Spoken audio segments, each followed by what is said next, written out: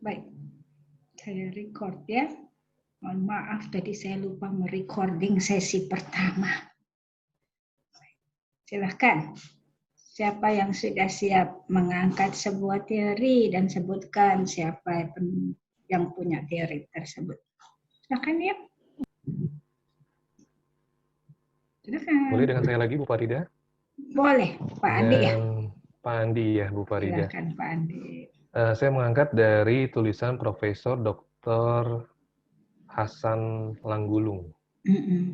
Profesor dalam negeri ini menyatakan bahwa filsafat pendidikan adalah teori atau ideologi pendidikan yang muncul dari sifat filsafat seorang pendidik, dari pengalaman-pengalamannya dalam pendidikan, dan kehidupan dari kajiannya tentang berbagai ilmu yang berhubungan dengan pendidikan.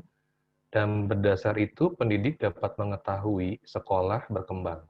Oke. Demikian, Bu Farida. Oke. Ada tadi kata kunci pengalaman. Yang katanya itu kata kerennya empirik. Itu ya, empirical point of view. Melihat sesuatu berdasarkan pengalaman. Ya, keluar tuh kata satu kata kunci dari Pak Andi. Ya, ada empirik. Di filsafat itu juga bisa didapat dari empirik. Silakan. Yang kedua. Yuk, silakan. Teori apa saja yang sesimpel-simpelnya? Ibu Mei. Masalah, Bu. Maaf, barusan saya terlempar keluar sebentar. Diulangi lagi, Ibu. Ibu Mei, maaf sekali. Barusan saya terlempar 5 detik. Ya, Ibu Mei. Waduh. Mulai lagi. Ya, tolong. Buka. Panggil Amar. Halo. Ya, sudah terdengar? Iya, jaringan saya mulai ternaik. Tadi Ibu Pipit, Ibu. Punten. Oh, sorry. Ibu siapa tadi? Diulang, Bu.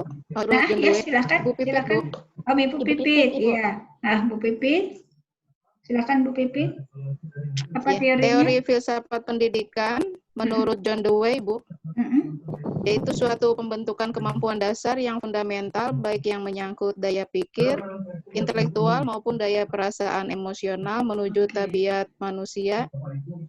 Dan keseluruhan masalah yang dipikirkan oleh filosof tersebut merupakan suatu upaya menemukan hakikat masalah, Bu. Oke. Tadi ada satu kata fundamental. Ya, sangat fundamental dan sangat mendasar banget ya.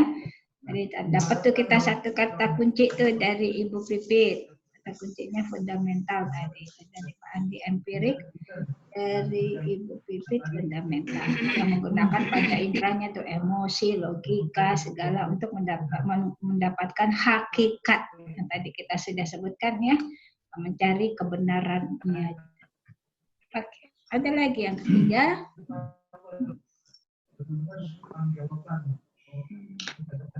Ada suara siapa itu terinterupsi masuk? Ada yang lagi mendengar siaran berita? Boleh saya, Bu? Silakan Ibu Syafi. Ya, tadi saya sempat carinya hanya filsafat aja, bukan filsafat pendidikan. Mudah-mudahan sih sama aja ya. Jadi kalau filsafat saya menemukannya berdasarkan Socrates. Teorinya seperti mencari kebenaran dengan cara tanya jawab atau dialog. Yang mana dia memakai metode induktif dan kritis. Juga definisi pengetahuan sifat umum. Dia juga menyatakan bahwa budi adalah tahu. Budi baik timbul dengan pengetahuan. Itu menurut dia. Udah ya, tadi berarti sudah keluar tuh kita tadi ada induktif, deduktif ya. Jadi melalui komunikasi. Melalui ada kata kuncinya lagi melalui komunikasi dan melihat sesuatu secara induktif. Nah, deduktif. Oke. Komunikatif tadi kita sudah sebutkan tadi ada kata komunikatif di ranah ilmu pengetahuan lalu bisa didapat dari komunikatif dari nalar. Sip. ketemu di akhirnya. Siapa lagi yang keempat?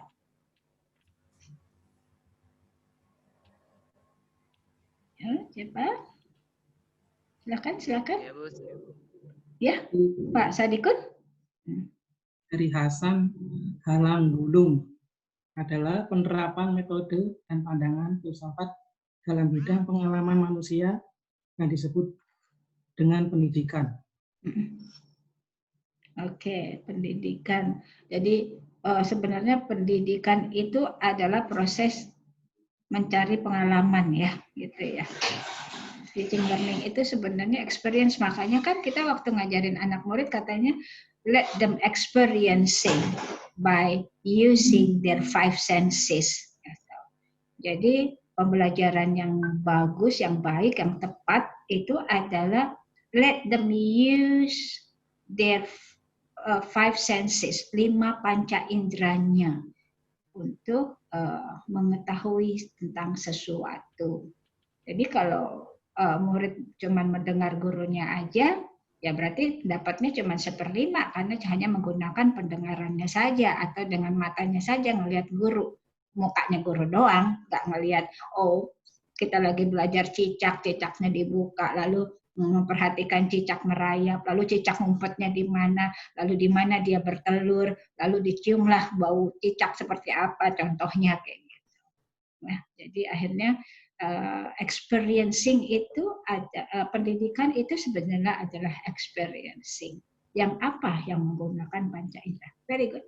Berarti kata kuncinya experiencing ya Pak ya. Oke. Thank you Pak Sadikun. Ada lagi?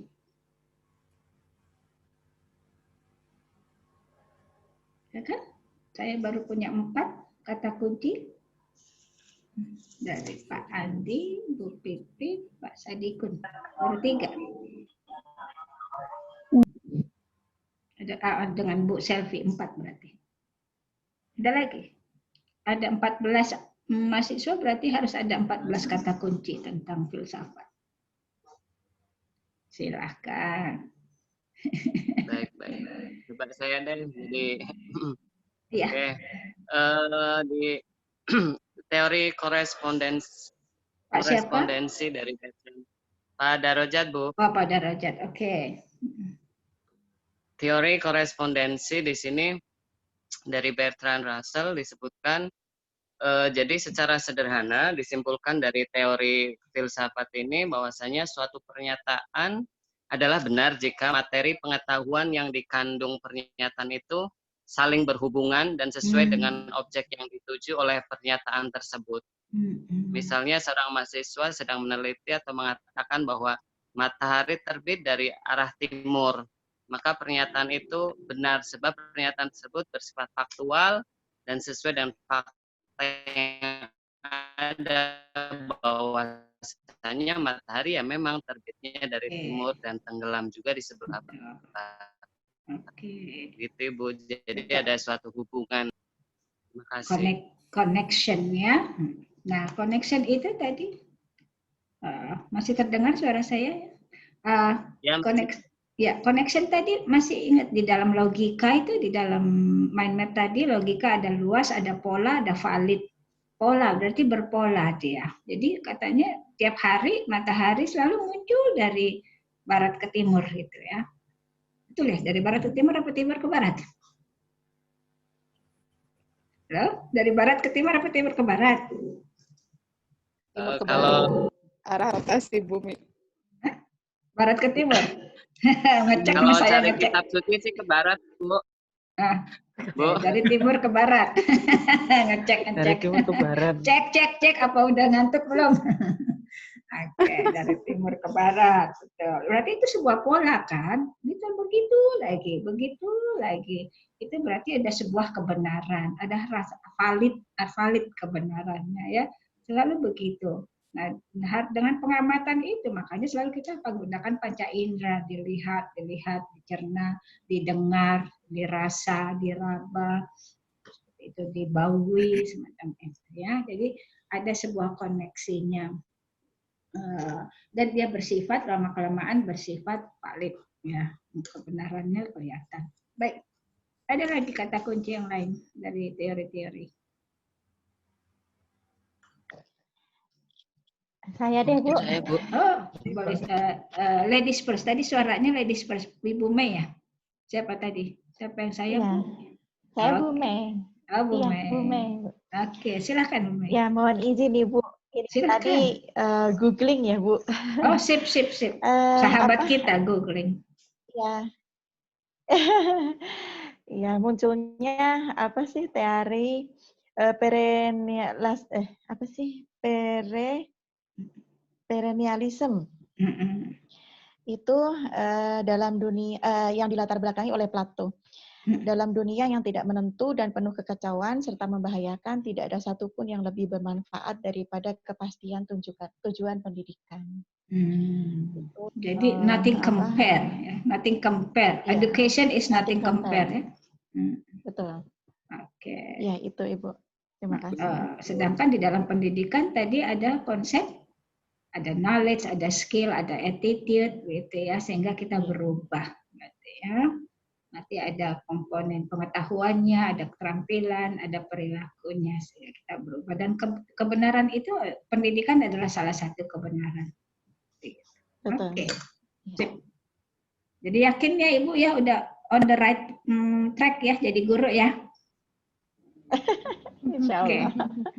Yakin ya on the right track udah jadi mahasiswa S2 ya. Oh, sangat yakin Ibu. Bismillah. Jatahnya berapa semester Bapak Ibu? Empat ya. 4 semester Bu, amin. Sip. Nanti saya memang semua dosen ditugaskan nanti untuk membimbing. Nah, setiap dosen juga punya roadmap penelitian. Nah, kebetulan saya di tesis dan disertasi saya itu pengembangan model semua.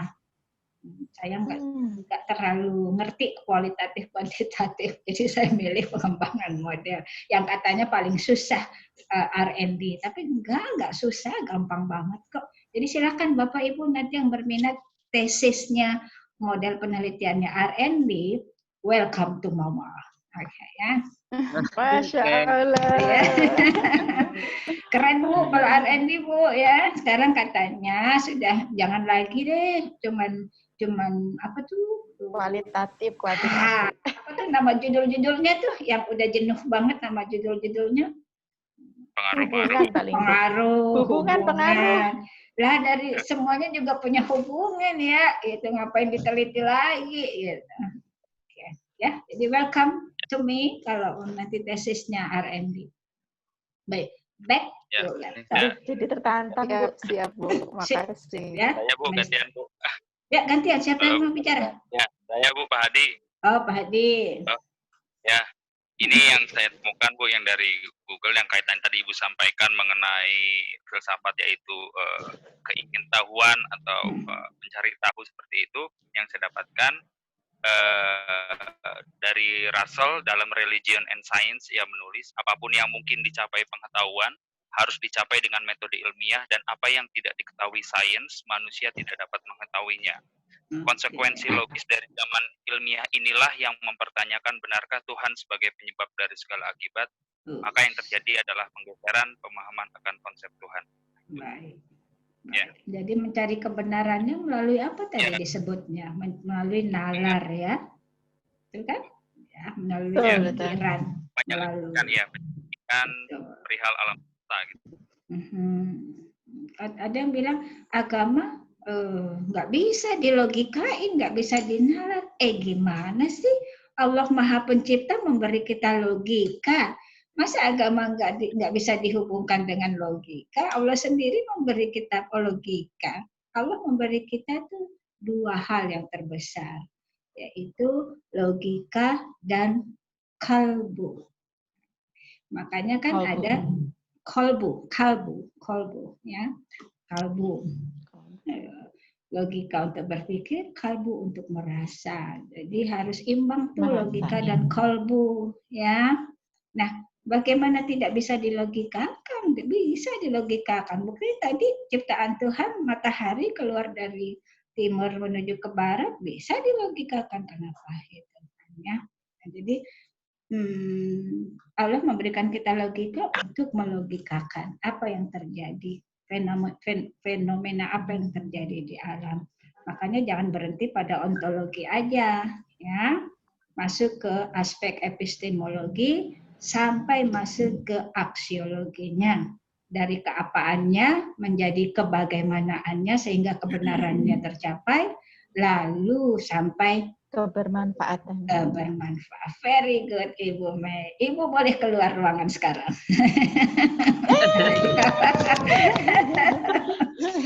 Terima kasih, Ibu. Enggak, aku saya mau sampai akhir. Mantap. Thank you for being with us. Oke, gitu. Ada lagi. Tadi berarti harus pakai nalar, ya. Kebenaran itu harus dikaitkan dengan nalar. Ya, siapa lagi? Ada 14 nih. Saya, Bu. Siapa? Saya, Bu. Yang bilang saya dulu siapa? Pak Joko ya? Iya, ya, Bu, ya. Pak Joko, headsetnya bagus, pinjem dong. Monggo, Bu. Mangga. Dipaketin ya. Siap dikirim, Bu. Jangan dikirim. Nanti gratifikasi ya. Ini, Bu. Ya, silakan Pak Saya Joko. mengambil dari internet. Ini sebentar Pak Joko. Saya pikir Pak Joko tadi orang Manado, mukanya Manado, tiba-tiba medok begitu Jawa ya. Orang Jawa, Bu, asli orang Jawa. Oh, asli. Oke. Silakan Pak Joko. Priyono. Namanya Joko Priyono. Oke, silakan. Dari Imam Barnabit, filsafat pendidikan merupakan ilmu yang pada hakikatnya merupakan jawaban dari pertanyaan. Koneksi saya yang unstable atau dari Pak Joko? Dalam bidang pendidikan terhadap bidang koneksinya. Koneksi siapa nih? Koneksi Pak Joko ya? Apa koneksi saya? Ulang lagi Pak Joko. Oke, mohon Bu. Diulang. Saya ulang lagi, Bu, ya. Silakan. Dari Imam Barnabit menyatakan bahwa filsafat pendidikan merupakan ilmu yang pada hakikatnya merupakan jawaban dari pertanyaan-pertanyaan dalam bidang pendidikan. Baginya, sifat pendidikan merupakan aplikasi suatu analisis filosofis terhadap bidang pendidikan. Oke. Jadi kata kuncinya apa tuh? Bertanya sampai sedalam-dalamnya, ya. Jangan berhenti. Udah dapat besok kapan ya gajian tanggal 28? Oh, sudah senang. Maksudnya ditanya dong, yang kalau udah dapat gajian buat apa ya? Oh, buat beli ini, bermanfaat nggak ya? Jadi kayak gitu. Jadi dipanjangin lagi pertanyaannya sampai keluar manfaatnya. Jadi jangan berhenti pada keapaannya saja.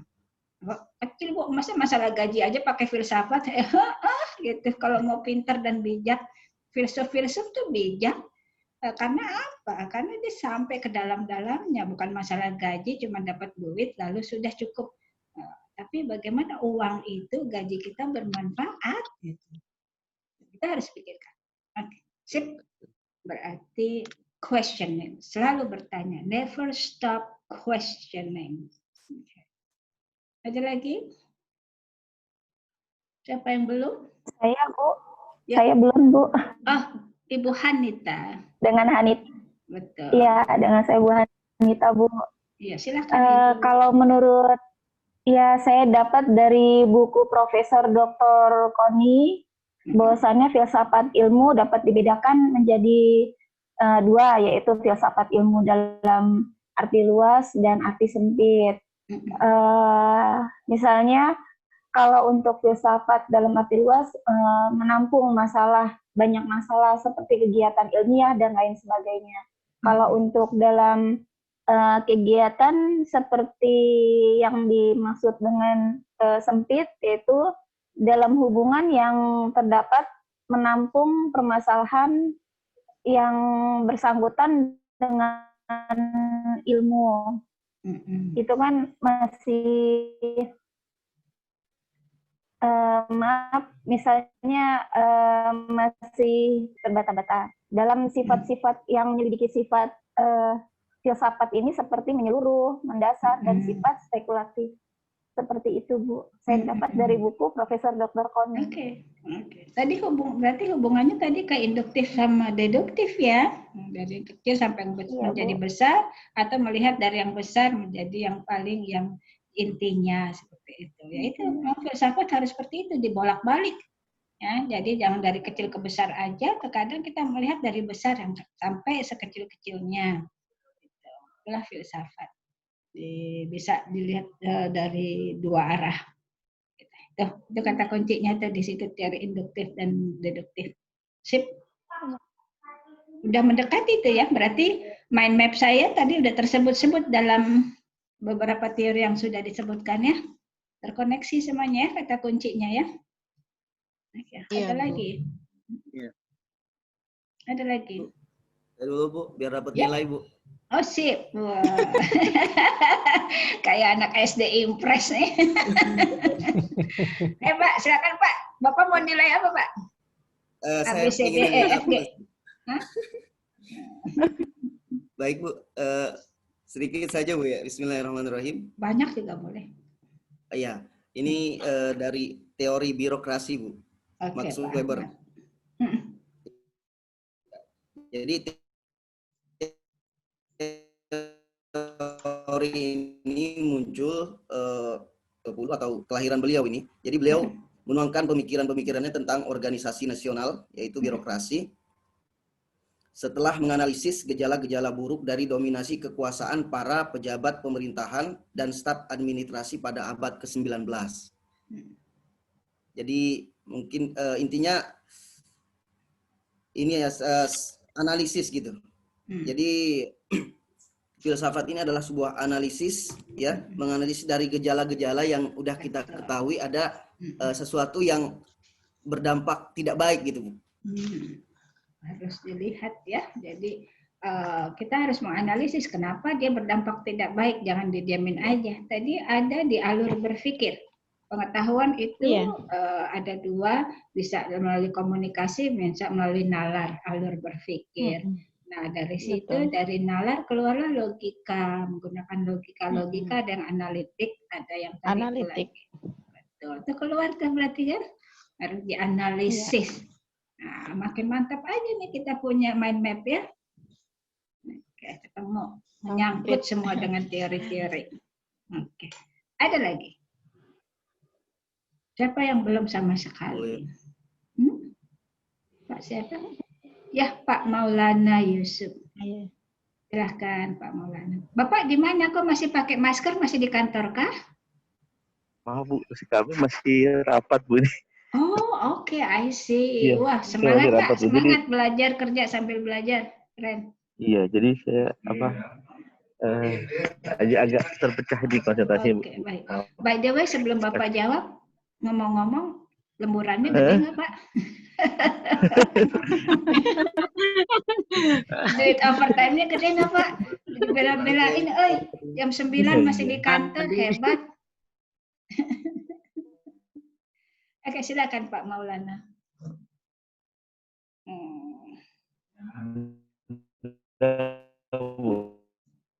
Ini apa di luar kantor. Silakan Pak. Aduh. Baik Ibu.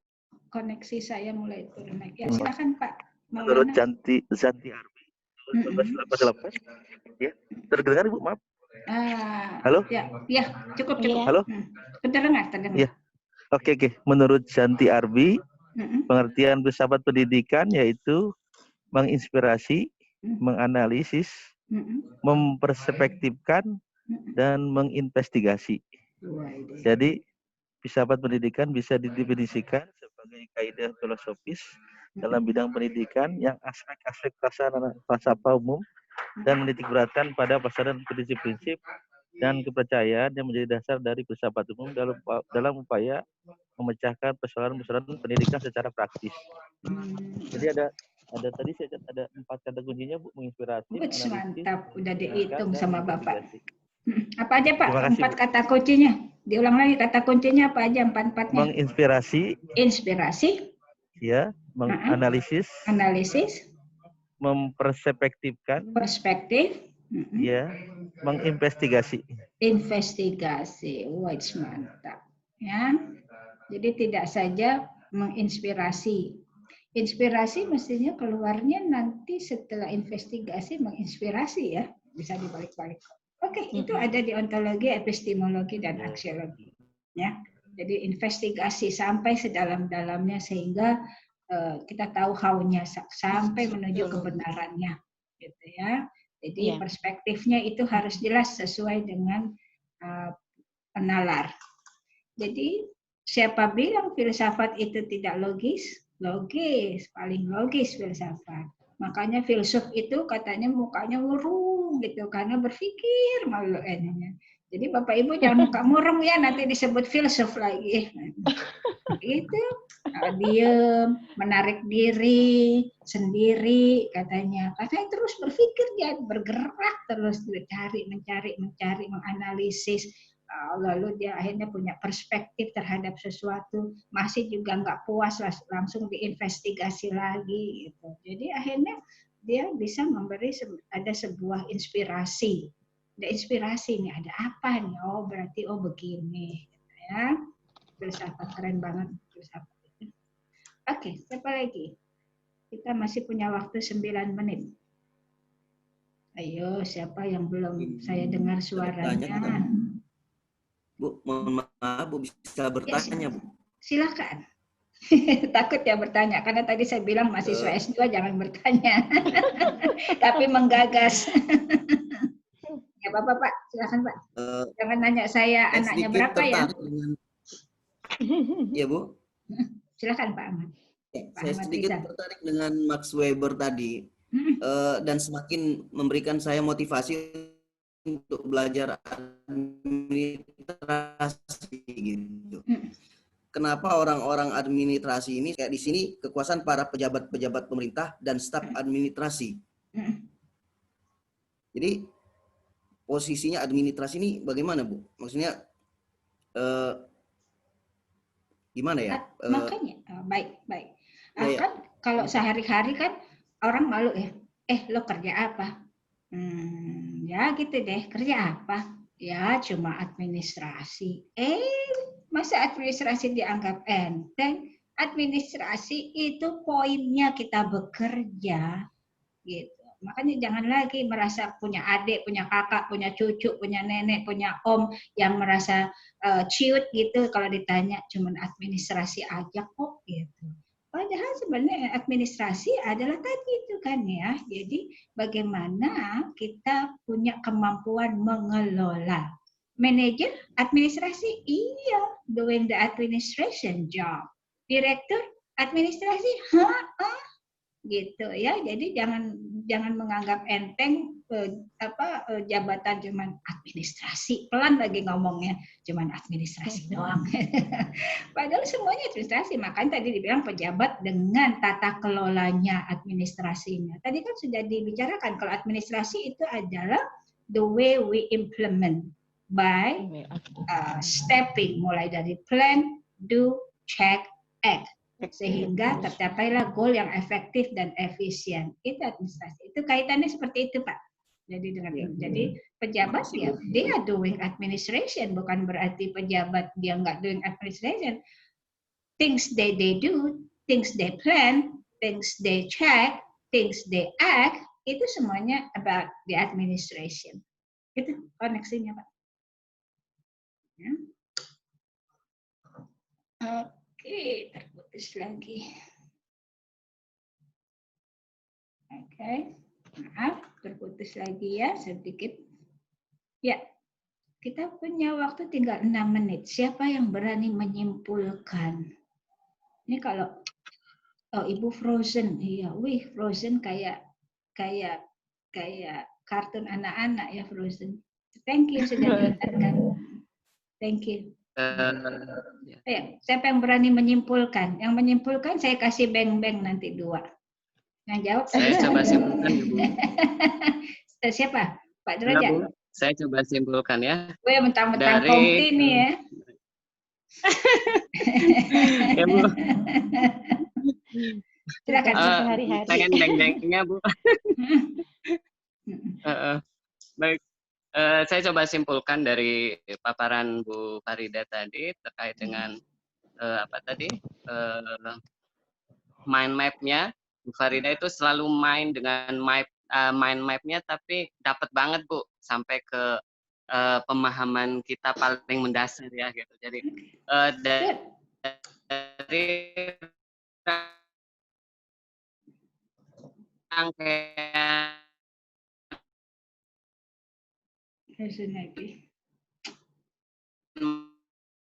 mind map tadi didapat bahwasanya filsafat ilmu administrasi pendidikan yang didasar kita tahu langkah dan cara berpikir yang sudah terpola tadi melalui logika tadi untuk apa, dengan cara apa, dengan cara tadi apa sih, plan do check itu, dengan cara ada administrasinya gitu, ada bagaimana untuk tujuannya untuk apa, untuk perubahan pada suatu pendidikan, karena di dalam satu pendidikan itu kan banyak hal-hal, masalah-masalah gitu. Jadi pada dasarnya akhirnya kita dapat bahwasanya filsafat ilmu administrasi pendidikan adalah ilmu terapan dari filsafat itu sendiri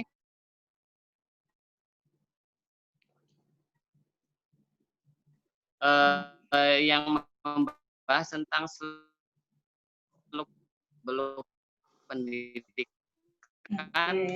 untuk kemajuan bangsa, masyarakat itu sendiri, dan attitude untuk apa? Untuk satu perubahan, kemajuan suatu bangsa itu sendiri. Terima kasih, Bu. Mohon maaf. Thank you, Pak Derajat. Kenapa saya kok ujungnya ketawa? Ketawa bukan menertawakan loh ya. Maksudnya saya ya senang aja. Maksud dalam arti gini. Kesimpulan itu intinya jangan panjang-panjang. Kesimpulan itu paling tidak dua kalimat. Nanti kan ada tuh di tesis sama di disertasi kalau buat terakhirnya dari beberapa teori akhirnya keluarlah rangkuman teori itu kesimpulan gitu. Nggak apa-apa Pak Derajat belajar ya. Tapi saya tahu kalau kesimpulan tuh simpel aja cari ya. Makanya tadi saya mengajarkan ambil kata kunci, pakai mind map, akhirnya keluar kata kunci gitu. Supaya kita langsung bisa meringkas, summary namanya. Gitu, ya. Oke, ada semua di Pak Derajat ada, cuman penggabungan kalimatnya, jadi satu paragraf kesimpulan itu cukup satu kalimat yang cuman ada close-nya, jadi ada anak kalimat cukup gitu aja. Ayo, siapa yang berani bikin? Thank you Pak Derajat. Boleh tambah Bu Farida? Sama-sama Ibu, terima kasih. Iya Bu. Silakan Bu Hanita, kesimpulan ya. Ya, kalau kesimpulannya kalau menurut saya filsafat administrasi ini normativitas menuju kolektivitas. Kalau itu aja bisa nggak Bu? Boleh sih, berani satu kalimat. Kan sedikit dan singkat Bu. Iya betul ya. Jadi kalau pemikiran tuh emang harusnya singkat tapi memang masuk mengena gitu. Panjang-panjang zaman sekarang udah bukan budaya panjang, karena kita udah budaya teks. Di WA aja dulu ya, sekarang tinggal Y satu huruf doang gitu. Lama-lama Y-nya hilang, cuman gambar doang begini. Lama-lama orang lupa merangkai kalimat. Oke, anyway, waktu kita tinggal 1 menit 40 detik, cukup sekian ya Bapak Ibu ya. Are you happy to be with me and in the classroom? Yes, very happy. Yeah. Thank you, Bu. Happy, oke. Belajar. Tadi udah ngebayang ya belajar malam-malam belajar filsafat, ampun deh gitu kali ya. Ternyata kita ngobrol dengan santai. Oke. Asik Ibu, asik. Gitu ya, alhamdulillah. Thank you. Nah, nanti Nggak terasa Bu. Nggak terasa ya, 2 kali 40 menit ya. Oke. Jangan lupa kalau e-learningnya sudah bisa, udah oke, bisa absen di e-learning ya. Nanti ini saya akan alihkan ke YouTube rekaman ini. Sayang sekali saya minta maaf yang pertama tadi lupa saya rekam. Tapi nggak apa-apa, malah yang kedua kan Bapak Ibu banyak bicara, jadi bagus. Nanti saya masukkan ke YouTube, nanti linknya saya masukkan ke e-learning. Bapak Ibu bisa ngambil rekaman ini di e-learning karena saya akan kasih linknya, link YouTube-nya. Begitu? Oke, salam sehat, salam karakter, dan happy sleeping. Salam istirahat. Okay, terima kasih Bu Farida.